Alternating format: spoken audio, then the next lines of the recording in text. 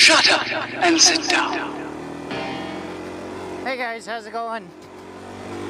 So yesterday was the 2-year anniversary of me breaking my leg. I wasn't able to ride yesterday because I was actually camping out of the car. So I figured I'd get a ride in today. Today I wanted to do a video on handling an emergency.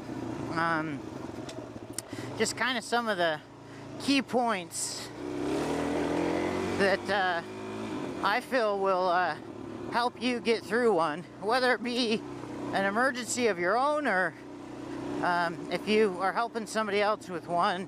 And I think this will hold true for anything from getting a flat tire to breaking something, you know, getting seriously hurt.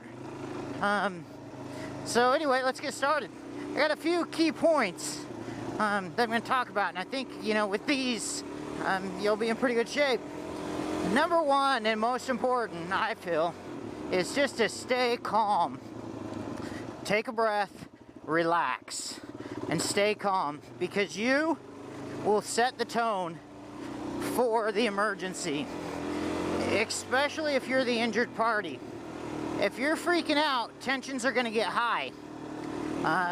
If you're joking around and laughing and you know, trying to stay calm, then everybody else is probably going to stay calm too. I know for myself, there was a point when I was starting to go into shock, and I could feel it. And I just told myself, I'm like, look, stop. It's no big deal. It's a broken leg. You got two guys here to give you a hand. You know, don't worry about it. Don't let this overrun you, because if you do, this situation's going to go from bad to worse real fast. And so I was able to talk myself out of that. And I think it's important that we all do that if we're faced with the situation. And if it's not even your emergency, it's easy to get haywire real fast. I mean, you start seeing a lot of blood or a broken leg, or you start worrying about how far away you are, you can go haywire fast. And somebody's got to be calm. And you know what? I feel like that's your responsibility. It's my responsibility. Stay calm. Handle the situation. You can't control other people, but you can control yourself. So stay calm. Next one is assess the situation. Woo! Woo! Jeez Louise. That was almost a situation. All right. Number two, assess the situation. Look at it logically, realistically, free of emotion. Put together a plan. Start executing that plan. You really need to stay liquid. When I say get a plan and start a plan, you're constantly assessing the situation, because the situation's going to constantly change. So don't stop with that. So after you assess the situation and get your first plan going, it's time to start acting. Figure out what you're going to do and how you're going to do it. And if there are other people there, start putting them to work. You are now the incident command. You need to take charge of the situation. It's your plan. You assessed it. You make it happen. You know, if you're by yourself, I mean, that's obvious. But if you're with a group of people, you need to take charge. And if you can't take charge or aren't willing to take charge, you pass that off right away, because your buddy's counting on you, and you don't want to hinder that. Part of assessing the situation is looking at it. You know, with my leg where I was with two guys. A third showed up. So I don't know that we really needed to call right away. We had a plan. kind of didn't work, but anyway, we had it. If you need to send somebody for help, get somebody going. Get a GPS track, pick a landmark, whatever it is you need to do. But you need to know where your guys are at, and you need to go for help. And now what's important here is you're going for help because your buddy's hurt. Don't start riding like a jackass. Your buddy's counting on you. So don't go pushing your limits unless, you know, he's in a real bad spot and you think he's gonna die real fast. Take your time, because who's gonna get your buddy help if you need help? And then just constantly reassess. Is it getting hot? Is it getting cold? Is there a storm front moving in? Are there wild animals moving in? Are you running out of water? Is it getting dark? Is it dark?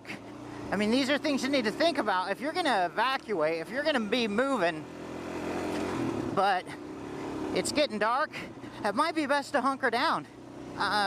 You know, what do you have for light? Just think about that kind of stuff. One thing that I kind of left out of this, and I don't know, I guess I should probably do a whole new video on it, but be prepared. Be prepared to handle the situation. Do the research. From what I found, for us, for riders, our number one issue is usually broken bones.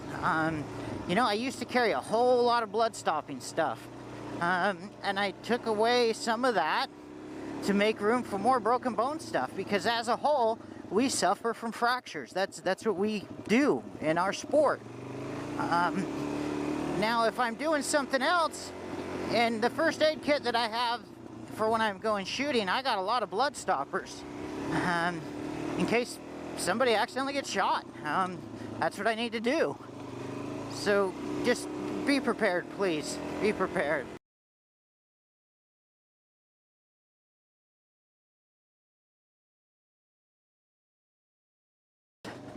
Know your spouse. Know the people that you're gonna call. I still catch a lot of flack for this, but I laid there for quite a while before I made any phone calls. And the first phone call was to my mom, because I'm laying there thinking, well, crap. At the time, Mary and I worked at the same place. I'm thinking, there's no way we can both afford to take time off work. My mom had just been laid off, so I knew she wasn't working. So I call my mom, and it's kind of funny. This is the gist of that conversation. I call my mom. I'm like, hey, Mom, how's it going? She says, oh, I'm good. She's like, I thought you went riding today. I said, oh, I did. She says, well, how was the ride? I said, oh, it was awesome. And then we talked for another minute, and I said, hey, do you have plans this weekend? If I remember correctly, my accident was on a Thursday or Friday. And she says, no. And I says, well, I can really use a hand this weekend. Is there any way you could come down? And my mom's awesome. If I ask for help, she just says, okay. She says, yes. And she's like, what's going on? And I said, well, I am out in the middle of the desert, and I got a broken leg. And I'm probably going to need some help, because I don't think we can afford to have Mary off work too. And then she kind of, you know, understandably starts to get a little upset. And I'm like, look, Mom, I'm fine. I mean, it's no big deal. Help's on the way. Got a plan. And so it was good. And that's how I talked to her. Now, I knew my girlfriend Mary would have a come apart. So I did not call her for, I believe it was about 3 hours, until I think either right when I started seeing search and rescue or the fire department or whoever the hell it was, because I knew she was going to have a come apart. And I wanted to be able to reassure her that A, I was fine, and B help was there, and just meet me at the hospital. And she did have a come apart, and understandably so. I'm not giving her a hard time about that. I'm just saying she did. And she was worried for a good hour or so while they were bringing me off the mountain. We have a friend whose mom works at the hospital. She's calling her, and they're talking about how they've got the freaking trauma team waiting and this and that because they don't know exactly what's wrong with me, and so she's just freaking out about all that stuff, which is why I didn't call her. And I still feel that was absolutely the best possible outcome. I still feel like that was the right thing to do, and I still catch crap for it, but I think she's starting to come around a little bit as to why I did not. So it's also your responsibility to think about that, and think about who you're going to call and when you're going to call them, because you don't want to put the people you love and care about through undue stress. And I really did not want to put Mary through that, and that's why I chose not to call her, because I didn't want to put her through that stress. I mean, she had to deal with an hour of that. Can you imagine 3 or 4 hours? I really can't, so I opted not to call. So think about that, gentlemen. Guys, most importantly, the thing I want y'all to walk away from this video is just be ready, be prepared, because I'll tell you what, I think as with most things in life, if you are prepared and ready, you hardly ever need to act. It's when you're not prepared that shit hits the fan. I truly believe that. So if anything, you'll just get prepared and you'll be ready, and then you'll never need to use it. You'll never need to use the knowledge.